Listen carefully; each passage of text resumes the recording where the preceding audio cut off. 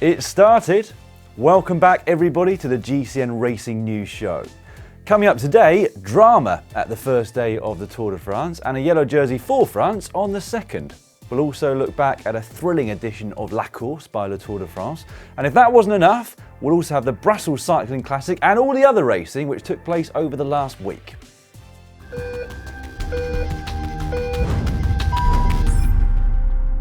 First up, the Tour de France. Almost against all odds, the race kicked off on Saturday in Nice with an action-packed stage for all the wrong reasons. Small, twisty roads combined with a lot of rain for the first time in weeks resulted in crash after crash after crash. I mean, it was carnage. Pavel Sivakov, the outside hope for Ineos Grenadiers, crashed twice, once on each side, and will be presumably spending the rest of this week sleeping either on his back or his stomach. He lost 13 minutes, whilst teammate Andre Amador also hit the deck more than once. Caleb Ewan crashed and had to make up a deficit of 6 minutes at one point, an effort that he paid for later on in the sprint. Nairo Quintana went down, Nizzolo, De La Cruz, Pouls. The list basically goes on and on and on. John Degenkolb was hurt so badly he finished outside the time limit, and his Lotto Soudal teammate Philippe Gilbert also exited after the stage, fracturing the same kneecap as he did at the Tour de France 2 years ago. There were so many crashes on roads that were like ice that Tony Martin took it upon himself to become the patron of the bunch and neutralise the race. Something Astana took absolutely no notice of, pushing things on the next descent, only for their leader, Miguel Angel Lopez, to career off the road and into a signpost. Slightly embarrassing for them, was how Luke Rowe described that one. With the conditions the way they were, the race organisation took the decision to take the GC times with 3Ks to go. That was in order to provide a safer finish for everybody. Cue an almighty fight to get to the 3 kilometre to go banner near the front, and an almighty crash just after they passed it. Thibaut Pinot was the biggest name involved, but thankfully it appears to have not broken anything, except perhaps his morale already. Here's hoping that's not the case though. The stage once again provoked a discussion about rider safety, neutralisations, etc, etc, and here is what Brad Wiggins had to say on the subject. The road is only so wide, and it's the riders that make the racing dangerous, you know. Riders, Mark Cavendish has spoke a lot about the last few years, the sort of lack of respect in the peloton now in terms of no one gets given an inch, even if you're Peter Sagan, and racing is becoming more competitive, and riders are willing to take more risks in order to get that win. It's a tough sport, and if you don't like it, I mean, probably retire. Well, perhaps in hindsight, maybe that's the long and short of it. I mean, as you get older, you know, you don't want to crash anymore. You want to go home to your kids and not covered in scars and things like that. It's a tough sport. Life's tough, you know, and it's like, Robert, probably go and retire. Well, maybe it wasn't the right road to use, perhaps, at stage one of the Tour. Yeah. I mean, we did use it, and it's been in the route book for a long time. Yeah. I mean, what do we do? What road do we use then? As Brad said, it's the riders that make the decisions, and he also pointed out on his Eurosport podcast that his opinion since retiring is different to what it would have been as a rider, where neutralisations of a tricky descent would have benefited him.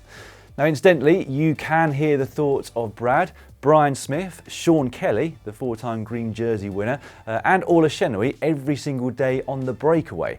That is our post-race analysis show, which you can find on GCN's Race Pass and on Eurosport.com, 7 PM UK time and 8 PM CEST every single stage of the Tour. Now, despite all the drama, we were treated to a very exciting sprint finish on stage 1 of the Tour, and a surprise winner. Fans of Alexander Kristoff and Norwegian cycling fans are probably not going to agree with me on that one, but I think few would have predicted Kristoff to win before the start of that stage, and even fewer would have predicted the day's top 3. Kristoff hadn't won a race in almost a year and generally likes a long and tougher stage these days, but there was no luck in that one at all, was there? He was the fastest. Almost as fast though was world champion Mats Pedersen of Trek Segafredo, who seems to be getting better and better as a bunch sprinter, which we didn't see too much of before this year. Cees Bol of Team Sunweb finished 3rd on the day. On to stage 2 then, and what a difference a day makes, at least in terms of the weather. Bright blue skies for the riders on another stage that started and finished in Nice. Nobody really knew what to expect on this one, with 2 first category climbs, both of which came reasonably early. A lot of climbing, 3,600 metres, especially for day 2 of the Tour de France, but at the same time, not really a day where the GC riders were expected to show themselves. A strong early break was reeled in just before the penultimate climb of the day, which was the Col d'Ez, and then we didn't really see any action until the finale. That was on an unclassified climb. There, Julian Alaphilippe kicked, and only Mark Hirschi of Team Sunweb went with him. Although I got the sense that that wasn't because nobody else could, but I might be wrong on that one. Anyway, Adam Yates of Team Mitchelton Scott launched across to them towards the top, taking 8 bonus seconds over the top, and despite the best efforts of Ineos Grenadiers and Astana behind them, it would be those 3 who fought it out for the win on the line. On paper, Alaphilippe was the fastest, and in the race, he was also the fastest, although Hirschi did certainly push him all the way to the finish line. It gave the Frenchman not only his 5th career Tour stage win, but also the yellow jersey. Today, he would have been wearing it for the 15th time in his career. And that actually was his first win at all since last year's Tour de France and that time trial in Pau. It was an emotional win for Julian Alaphilippe, who lost his father a little earlier this year. He obviously dedicated his win to him. Now, I'm going to give you my opinion here and see if you guys agree with me.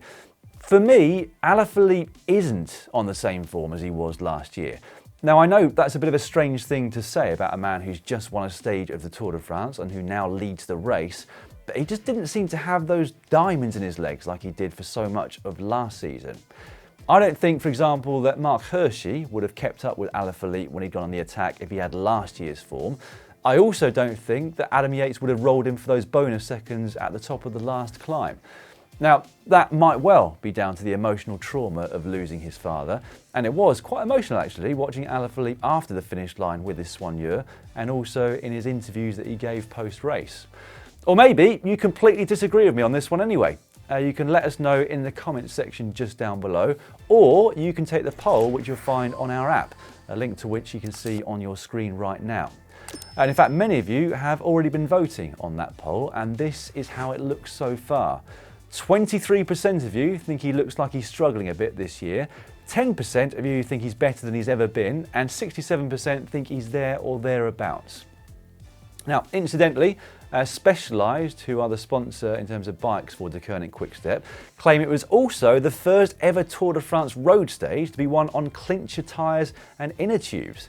Now, many time trials are now ridden with that type of tyre due to the lower rolling resistance, but most pros are still using tubulars or tubeless in road races. Interesting, if you're into that sort of thing. Anyway, this is how things look going into stage 3. Alaphilippe at the top of the table, Adam Yates in 2nd place and Mark Hirschi in 3rd. The Colombian champion Sergio Higuita is now up to 4th for EF Pro Cycling, whilst Tadej Pogacar is in 5th. 3 young riders in the top 5 of GC. There were a few losers from a GC perspective on that stage. Ilnur Zakarin of CCC lost over 4 minutes. Fabio Aru of UAE Team Emirates over 2 minutes. Doesn't look like Pogacar will be riding for him anymore. And then the Criterium de Dauphiné winner Danny Martinez lost 3 minutes 38. Now that is a real blow and disappointment for EF Pro Cycling. He crashed on the descent of the Col d'Ez and clearly paid for the effort to get back on. And I also think that the finale could have looked a lot different because EF Pro Cycling were clearly trying to set something up for that final climb. Anyway, the race continues today with a 198km stage that looks set to be a bunt sprint, and already tomorrow we have our first summit finish. That is definitely one not to miss, and don't forget we do have live coverage in certain territories on Race Pass, plus short highlights after the stage in all territories of Race Pass. Right, we shall move on now to La Course by Le Tour de France. That provided us with pretty much non-stop action from start all the way to finish. A few weeks before the start, Annemiek van Vleuten had commented publicly on the fact she didn't think it was a long enough or tough enough route for a race of that level, but it certainly proved to be very exciting and selective. And it was the world champion herself who lit things up on the final climb of the day, proceeding to drill it on the front for a further 15 kilometres or so. She didn't look to have quite the form though that saw her win the first 4 races she did after competition resumed, because try as she might, she couldn't get rid of the rest of the group. That consisted of Marianne Vos, Elisa Longo Borghini and Lizzie Deignan of Trek Segafredo, Cassia Niewiadoma and Demi Wollering. And it was that group who came to the finish line in Nice. Vos, the clear favourite of them, but Trek Segafredo with 2 cards to play. And didn't they play them well? Longo Borghini was clearly working for Deignan, but having been dropped, she managed to get back on and go straight past the group, just as they were playing a little bit of cat and mouse.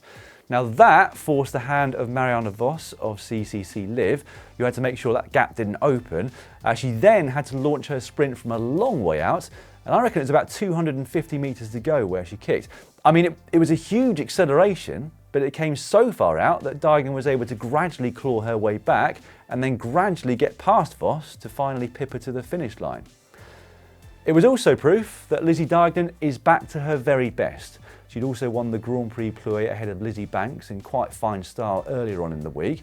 And what an inspiration she is to female sports stars everywhere.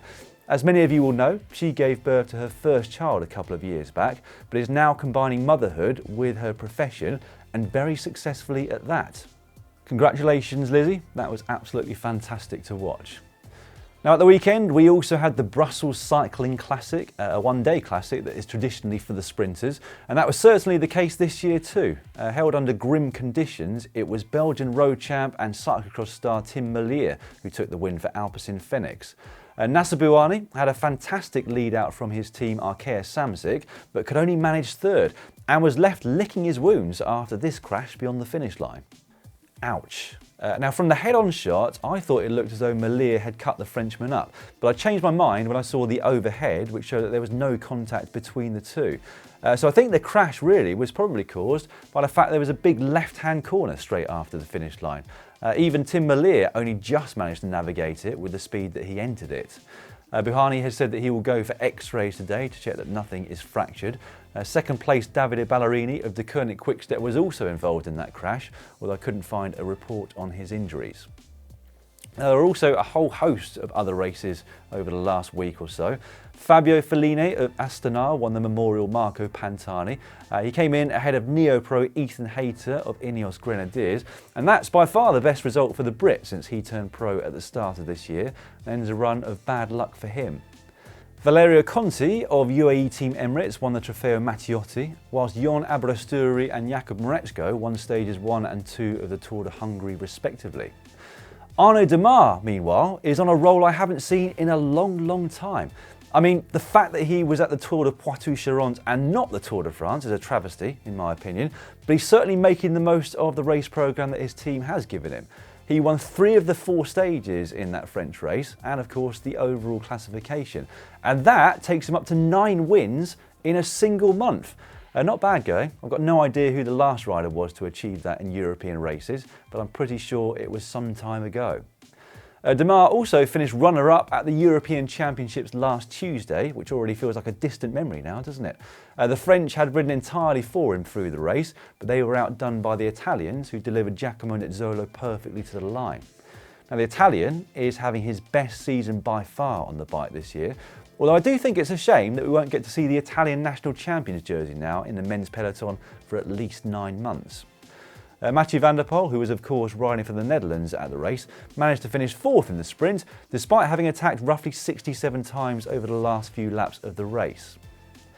The Women's European Championships jersey also won't be seen for a few weeks yet, and that's because it was won by world champion Annemiek van Vleuten. The Dutch woman outsprinted Elisa Longo Borghini of Italy to the line after what had been yet another women's race with constant attacking almost from start to finish. Speaking of the World Championships actually this year, UCI President David Lappartient has revealed that they will be going ahead. He's given no more details as yet, but the new venue and format will apparently be revealed this Wednesday. Now I think the only other race I haven't mentioned is the Bretagne Classic from last Tuesday. There, Michael Matthews of Team Sunweb took the win, and that will be one of his last in their colours actually. Both parties announced yesterday that they'd agreed to end his contract early. It was due to end at the end of next year, so 2021, but he will now move to Mitchelton Scott from January the 1st, which was the team that he'd left back in 2016. Now, just before I finish with the GCN Racing news show this week, we've got some news here. We've just launched GCN Italia Racing. Now, as you well know, Italy is one of the traditional bike racing countries in Europe, and as such, we felt that Italian speakers would love to have a channel dedicated to that racing. It will be led by our two presenters, Alan Marangoni and Giorgio Brambilla. So if you speak Italian, make sure you check it out and subscribe. And if you know anybody else that speaks Italian, please let them know too. Happy days. Right, that is all for this week. Don't forget to get involved and let us know your thoughts on the tour so far in the comments section down below. I'll be back on Wednesday on the GCN Race Pass with the World of Cycling, and back next week with the Racing News Show. Make sure you join us each day for the breakaway too. So I'll see you somewhere very soon. Bye for now.